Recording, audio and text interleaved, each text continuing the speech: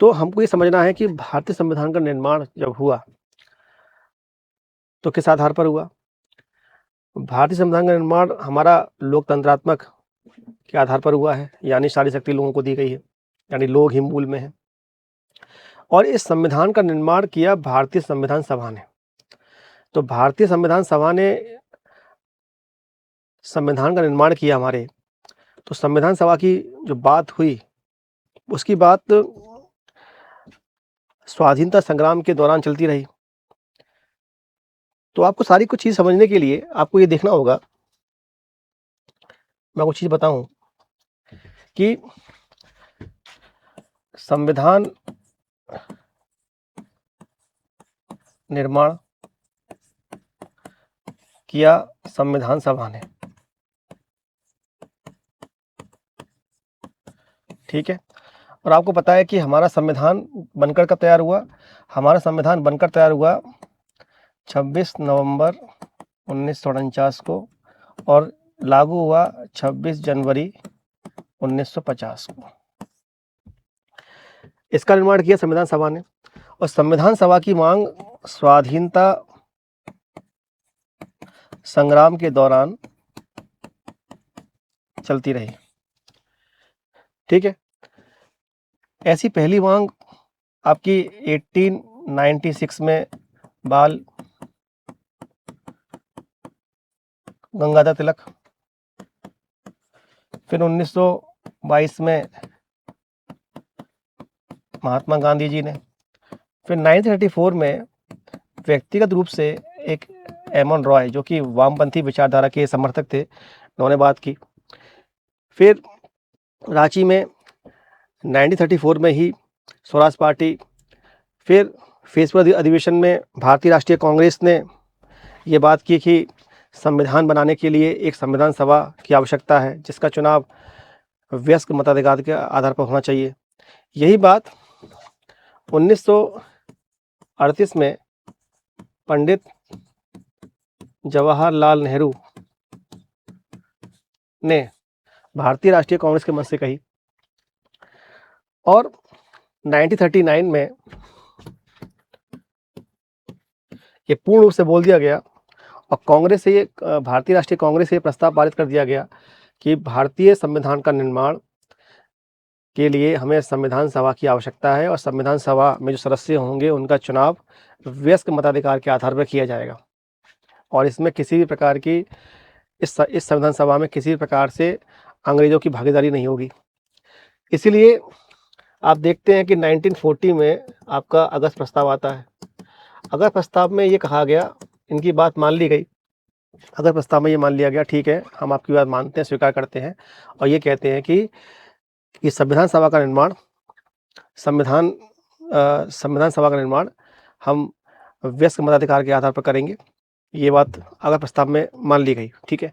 अब इसी आधार पर आप देखते हैं कि 1939 से आप 1945 तक सेकेंड वर्ल्ड वॉर चल रहा था, जहां सारे उपनिवेश कमज़ोर पड़ रहे थे और लोकतंत्र का विकास हो रहा था। इसी बीच 1942 में ब्रिटिश संसद ने क्रिप्स मिशन भेजा भारत में, ठीक है, और क्रिप्स मिशन में ये कहा गया कि ठीक है, हम संविधान सभा की बात स्वीकार करते हैं, और संविधान सभा में जो सदस्य होंगे वो पूरे भारतीय होंगे, लेकिन ये युद्ध के बाद ऐसा किया जाएगा। इसी बीच महात्मा गांधी जी ने कहा कि हमें इस बात पे बिल्कुल विश्वास नहीं है आपकी, और ये ऐसे बातें आप पहले भी करते आए हैं। इसलिए महात्मा गांधी जी ने क्रिप्स मिशन को पोस्ट डेटेड चेक कहा। उन्होंने कहा कि साहब ये आगामी तारीख का चेक है, इस पर विश्वास नहीं कर सकते। और इसी के विरोध में आप देखते होंगे कि महात्मा गांधी जी ने 1942 में ही भारत छोड़ो आंदोलन शुरू कर दिया। 1946 में जब कैबिनेट मिशन आया, सेकेंड वर्ल्ड वॉर के बाद जब भारत में कैबिनेट मिशन आया, तो कैबिनेट मिशन में ये कहा गया कि भारत के संविधान के लिए संविधान सभा बनाई जाएगी। लेकिन मुस्लिम लीग जिसने क्रिप्स मिशन को अस्वीकार कर दिया था, उसने कहा था कि भाई ऐसा है कि 2 स्वायत्त राज्य बनाए जाएं, जैसे आप देख ही रहे हैं कि मुस्लिम लगातार पाकिस्तान की मांग कर रही थी, तो उन्होंने कहा कि पाकिस्तान के लिए अलग संविधान सभा की मांग की जाए, बनाई जाए, और भारत के लिए अलग संविधान सभा बनाई जाए। लेकिन मुस्लिम लीग ने ये जैसे क्रिप्स मिशन को अस्वीकार कर दिया था, लेकिन कैबिनेट मिशन में जो आपके जो 3 सदस्य आए थे, स्टैफोर्ड क्रिप्स, अलेक्जेंडर और पैट्रिक लॉरेंस, उन्होंने मुस्लिम लीग को कहीं हद तक मना लिया, और मुस्लिम लीग स्वीकार हो गई। मुस्लिम लीग ने ये स्वीकार कर लिया कि ठीक है, हम इसको मानते हैं और संविधान के लिए संविधान सभा को स्वीकार करते हैं। अब आप देखते हैं कि आप क्वेश्चन पे आएंगे,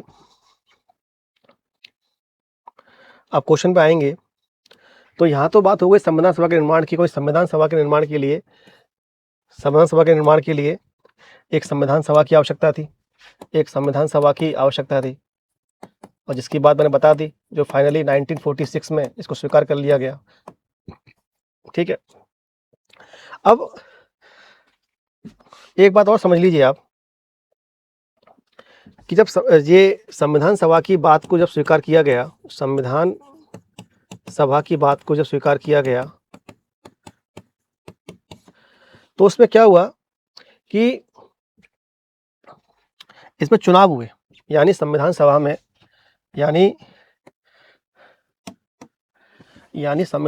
में जो सदस्य आएंगे, वो सदस्य कहाँ से आएंगे, उनका चुनाव कैसे होगा। तो इसमें ये कहा गया कि इनके सदस्यों का चुनाव जो ब्रिटिश प्रांत वहाँ से आएंगे, और जो देसी रियासतें वहाँ से आएंगे, ये कहा गया इसमें। यानी संविधान सभा में जो सदस्य आएंगे वो ब्रिटिश भारत से आएंगे, ब्रिटिश भारत में जो ब्रिटिश प्रांत है वहाँ से आएंगे, और जो देसी रियासतें वहाँ से आएंगे। अब आप देखिए, जो अंग्रेज लोग थे वो भारत पर 2 तरीके से शासन करते थे। यानी एक तो डायरेक्ट शासन करते थे, डायरेक्ट, यानी जिनका डायरेक्ट शासन था वो कहलाते थे ब्रिटिश प्रांत, और एक होता था इनडायरेक्ट, यानी पहले जो देसी रियासतें थी वहाँ पर थे राजा।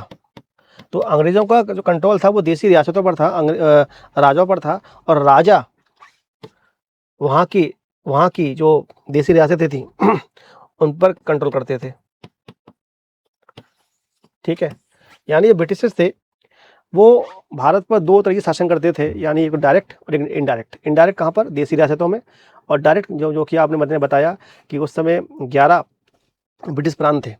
तो ब्रिटिश प्रांत और देसी रियासतों से सदस्य आएंगे, और वो सदस्य कहाँ जाएंगे, संविधान सभा में जाएंगे।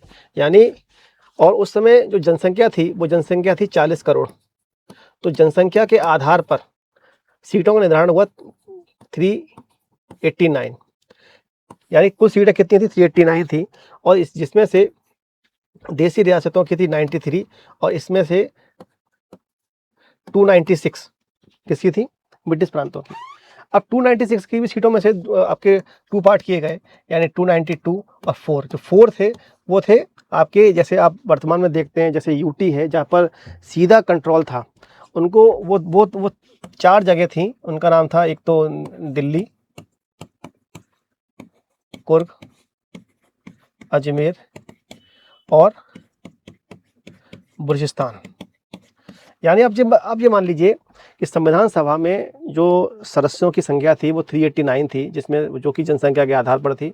देसी रियासतों में से सीटों का निर्धारण किया गया 93, और जो ब्रिटिश प्रांत थे 11, उनकी सीटों का निर्धारण किया गया 296, और 296 को बांटा गया।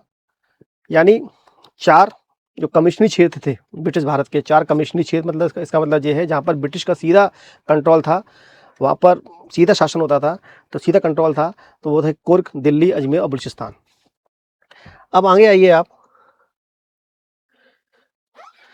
तो संविधान सभा का चुनाव हुआ। अब देखिए, संविधान सभा जब बनी, इनका इलेक्शन हो गया। संविधान सभा का इलेक्शन मैं इसको मिटा लेता हूँ जरा। देखिए, संविधान सभा का जो चुनाव हुआ, संविधान सभा का चुनाव हुआ आपका जुलाई अगस्त 1946 में, ठीक है। और संविधान सभा की जो पहली बैठक हुई, वो संविधान सभा की पहली बैठक हुई 9 दिसंबर 1946। सेकेंड मीटिंग हुई 11 दिसंबर 1946 और 13 दिसंबर 1946 को पंडित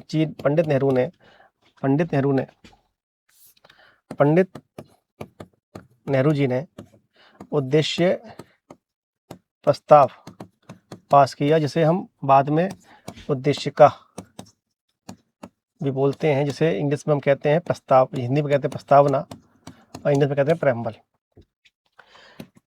ये 22 जनवरी 1947 को इसको स्वीकार किया गया संविधान सभा के द्वारा, इस उद्देश्य प्रस्ताव को। और यही उद्देश्य प्रस्ताव क्या था? उद्देश्य प्रस्ताव में ये बताया गया था कि हमारा संविधान किन किन आधारों पर तैयार किया जाएगा, किन किन क्या क्या हमारे संविधान में बातें डाली जाएंगी। आप एक तरीके से इस उद्देश्य प्रस्ताव को संविधान का परिचय पत्र भी कह सकते हैं। संविधान का परिचय पत्र है, हमारा संविधान कैसा होगा। हमारे संविधान में बात की गई स्वतंत्रता की, समानता की, न्याय की, सामाजिक न्याय, आर्थिक न्याय, राजनीतिक न्याय, संपूर्ण प्रभुत्व संपन्न, धर्म की स्वतंत्रता, ये सारी बातें हमारे संविधान में जो की गई हैं, उसका उद्देश्य प्रस्ताव पंडित जवाहरलाल नेहरू 13 दिसंबर 1946 को लेके आए, जिसे स्वीकार किया गया 22 जनवरी 1947 में। अब इसी बीच आपका 29 अगस्त 1947 को आपकी एक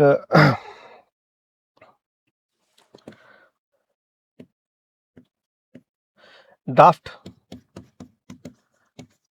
कमेटी बनती है, जिसके अध्यक्ष आपके बाबा साहब अम्बेडकर थे।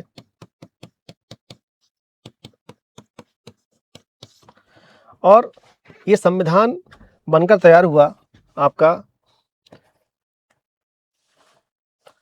26 नवंबर 1946, ये स्वीकार किया गया 26 जनवरी 19 आपका संविधान बनकर तैयार हुआ 26 नवंबर 1949 और इसे लागू कर दिया गया 26 जनवरी 1950 में। तो आप समझ पाए कि पहले संविधान निर्माण की प्रक्रिया में संविधान सभा की बात की गई, और संविधान सभा की बात 1896 से बाल गंगाधर तिलक, फिर महात्मा गांधी जी, फिर एम.एन. रॉय, फिर स्वराज पार्टी, फिर कांग्रेस ने 1938 में से इस प्रस्ताव को पास करवाया। फिर इसी आधार पर अगर प्रस्ताव आया, फिर किस मिशन आया, किस मिशन ने ये कहा कि हम आपकी बात को स्वीकार करते हैं, लेकिन महात्मा गांधी जी ने और भारतीय नेताओं ने इसे अस्वीकार कर दिया। इसके बाद 1946 में कैबिनेट मिशन आया, और कैबिनेट मिशन ने ये स्वीकार किया कि भारतीय संविधान का निर्माण भारतीय ही करेंगे, ठीक है। लेकिन एक बात ध्यान रखिएगा कि संविधान सभा के सदस्यों का जो चुनाव हुआ, वो चुनाव वयस्क संविधान सभा के जो सदस्यों का चुनाव हुआ, वो वयस्क मताधिकार के आधार पर न होकर सार्वभौमिक। ये बात ध्यान रखिएगा कि संविधान सभा के सदस्यों का चुनाव वयस्क मताधिकार के आधार पर ना होके proportional representation single transferable vote system के आधार पर किया गया, ठीक है। यानी इनका चुनाव अप्रत्यक्ष रूप से किया गया, जो संविधान सभा के सदस्य थे। और संविधान सभा के सदस्य जिनका चुनाव अप्रत्यक्ष रूप से कहा गया, तो इस संविधान सभा पे आक्षेप भी लगाया जाता है कि साहब, ये संविधान सभा जिसका चुनाव अप्रत्यक्ष रूप से किया गया, तो ये लोकतंत्र कैसे? यहाँ लोग तो मूल में है ही नहीं। लेकिन आपको ये सोचना चाहिए कि जिन सदस्यों का चुनाव अप्रत्यक्ष रूप से किया गया, वही बाद में जब हमारा संविधान बनकर तैयार हुआ और 1952 में हमारा आम चुनाव हुआ, तो वही सदस्य जनता के द्वारा चुनकर आए, ठीक है। आगे आइए, इस क्वेश्चन को देखते हैं।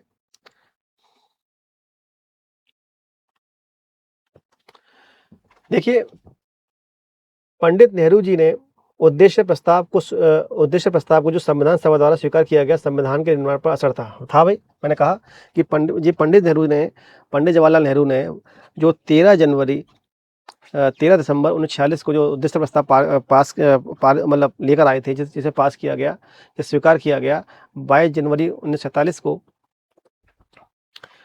वही उद्देश्य प्रस्ताव का पूरा असर संविधान पर था। यानी संविधान का परिचय पत्र क्या था? उद्देश्य प्रस्ताव।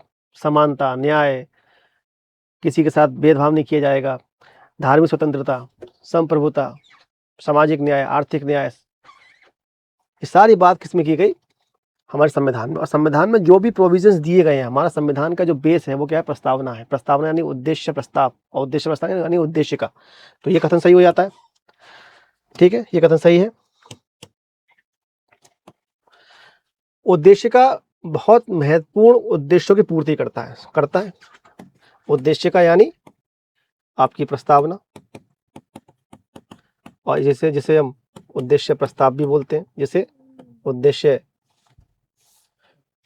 प्रस्तावना, जिसे उद्देश्य प्रस्ताव भी बोलते हैं, जिसे 13 दिसंबर 1946 को पंडित नेहरू जी लेके आए, जिसे 22 जनवरी 1947 को स्वीकार कर लिया गया। संविधान को भारत के लोगों ने आदेशित किया है।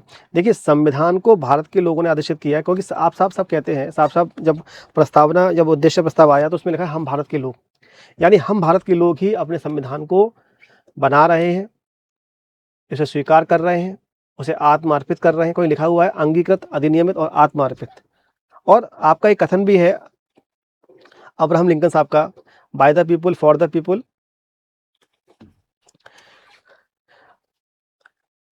जनता का शासन जनता के द्वारा जनता के लिए, ये कहा गया है। और अब्राहम लिंकन साहब का कथन भी है of the people, by the people, for the people, यानी जनता का शासन जनता के द्वारा जनता के लिए, ठीक है। आइए, अब संविधान को भारत के लोगों ने आदेशित किया है। राज्य के मुखिया यानी राज्य के मुखिया के लोग राज्य के मुखिया को लोग प्रत्यक्ष रूप से निर्वाचित करते हैं। अब देखिए, ये बात को समझनी है आपको। एक बात ये समझिए कि राज्य का जो मुखिया होता है, राज्य का मुखिया, एक होता है हेड ऑफ द स्टेट, एक होता है हेड ऑफ द गवर्नमेंट। तो राज्य का मुखिया यानी यहाँ पर जो राज्य का मतलब है, वो किसी स्टेट से नहीं है, वो किसी ऐसा नहीं है यूपी, झारखंड, दिल्ली। यहाँ राज्य का मतलब राजनीतिक विज्ञान में राज्य का मतलब 4 चीजों से है, जहां पर आपकी भूमि हो, जनसंख्या हो, सरकार हो, और वो सरकार क्या हो? संप्रभु हो। ये चारों चीजें जब मिलेंगी तब वो राज्य कहलाएगा। और ये कह रहा है राज्य का मुखिया। आपको पता होना चाहिए कि हमारे यहाँ जो राज्य का मुखिया है वो है राष्ट्रपति, और राष्ट्रपति का चुनाव होता है अप्रत्यक्ष रीति के द्वारा, है ना। और एक होता है सरकार का मुखिया, वो है हमारा प्रधानमंत्री। यानी प्रधानमंत्री कौन है? सरकार का मुखिया। और राष्ट्रपति कौन है? राज्य का मुखिया, ठीक है। तो राज्य का जो मुखिया है वो हमारे यहाँ अप्रत्यक्ष रीति से चुना जाता है, और जो सरकार का मुखिया है वो प्रत्यक्ष रीति चुना जाता है। और आपको पता है जब हमारा संविधान 26 जनवरी 1950 को लागू हुआ तब वो गणतंत्र कहलाया। यानी जो राज्य का जो मुखिया होगा उसका भी चुनाव होगा, वो वंशानुगत ना होगा, मोनार्की नहीं होगा, उसका चुनाव होगा, और वो चुनाव अप्रत्यक्ष रीति से होगा, ना कि प्रत्यक्ष रीति से, ठीक है। आप समझ गए? अब देखिए, आप क्वेश्चन देख लीजिए, आपको समझ में आ गया होगा। तो इसमें ये बताना सही कौन-सा है, ठीक है?